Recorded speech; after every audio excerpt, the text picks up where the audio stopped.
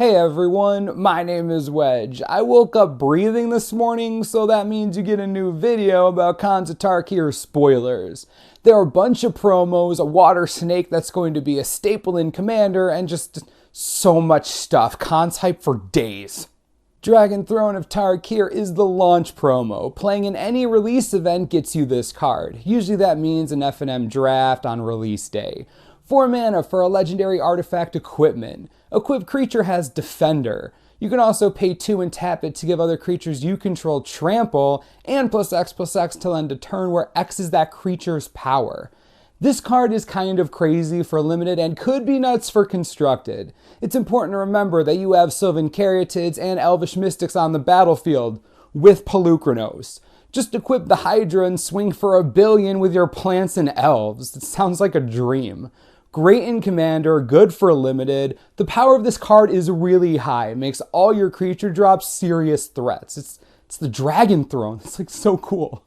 This next card is just here. Clever Impersonator is 2 colorless and 2 blue for a 0/0 shapeshifter. You may have it enter the battlefield as a copy of any non-land permanent on the battlefield. Any non-land permanent. There goes the neighborhood. The Impersonator is practically a strict upgrade to clone. Any non-land permanent. Hey, nice Elspeth. I want one too. So, thanks. Oh, hey guy, would you mind if I took that Garruk Apex Predator from you and then killed your Garruk with it? Oh, you wouldn't mind. Great, that's awesome. Seriously, this card is so dumb. Staple in Commander, amazing in Limited, could easily see Standard play. Because it's a mythic, this will either be $2 or $20, so it's just cons, man. That's bonkers. Kaeru Spell Thief is 4 mana for a 3/3 Naga Wizard with a morph cost of 4 colorless and 2 blue. When it's turn face up, counter target spell. If that spell is countered this way, exile it instead of putting it into its owner's graveyard. You may cast that card without paying its mana cost as long as it remains exiled. I don't know if you understand the hilariousness of this card. It can counter split second because the turn face up ability is a triggered ability, and actually turning the creature face up for its morph cost is a special action, not an activated ability. That's just funny. Automatically playable in Commander for the rest of time. This is not designed for Standard, and I don't think it'll get played in Standard, but seriously, the Commander playability here is strong. Like, you counter split second. No one counters split seconds. Nuts. Raiders Spoils is 4 mana for an enchantment. Creatures you control get +1/+0. Whenever a warrior you control deals combat damage to a player, you may pay 1 life. If you do, draw a card. Perspective time. Here are some warriors currently in Standard. Foundry Street Denizen, Goblin Rabblemaster, Tormented Hero. You get the point. There are quality creatures to use this with. An aggressive strategy with card advantage is a dangerous thing. Sure, this is 4 mana, but it could come down against a control deck at the perfect time to draw you some cards in case you need that extra push to win. It'll get played in Commander for sure, but it could have Standard playability even though it's 4 mana.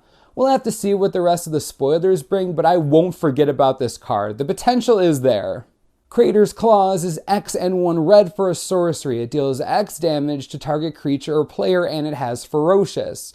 It deals X plus 2 damage to that creature player instead if you control a creature with power 4 or greater. This is some sick reach. The Ferocious mechanic allows you to get some insane value off of this for cheap. Even paying just 2 mana for X, you can deal 4 damage to something as long as you have a 4 power creature. It's amazingly versatile. The only downside is that it's a sorcery, but the raw power is too high to make it an instant. I love blowout cards, and the Claws are just that. It can help you deal with anything for a fair price. Big red players, go crazy. Mocking Instigator is 2 mana for a 2/1 Goblin Rogue with a morph cost of 2 colorless and 1 red. When it's turn face up, if it's your turn, gain control of target creature until end of turn, untap it, it gains haste until end of turn. The card's fine for Unlimited, but I think its playability after that is in question. The only reason why is because you have to morph it to get the trigger.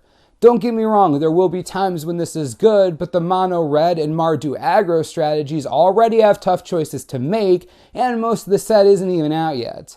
I'm not sure where this card will end up, but the fact that it only gains control of the creature if it's your turn is a huge downside to me.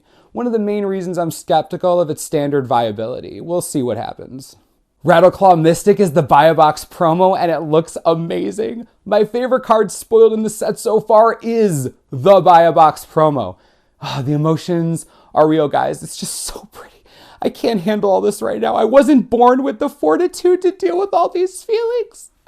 I need a minute. Flying Crane technique is 3 colorless, 1 blue, 1 red, and 1 white for an instant. Untap all creatures you control. Creatures you control gain flying and double strike until end of turn. This is incredibly expensive, but it's basically the Jeskai version of Overrun. In most cases, trample is just worse than true evasion like flying, so that's fine. Double strike is just fundamentally broken, and untapping all your creatures could even let you use this defensively. You could also reveal this with Narset's ability, and before blockers are declared, make everything gigantic for free, so that's a thing. This is obviously a limited bomb card. The thing is a powerhouse. It could also see play in Commander. I'd love it to be a thing in Standard, but since it's so late game, it would only fit into a monsters or control type strategy. The monster strategy probably won't be Jeskai, and the control deck probably won't use that many creatures. Regardless, everybody was kung fu fighting, and their kicks were fast as lightning. You're welcome.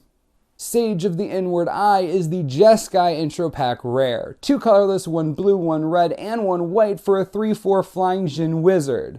Whenever you cast a non-creature spell, creatures you control gain lifelink until end of turn.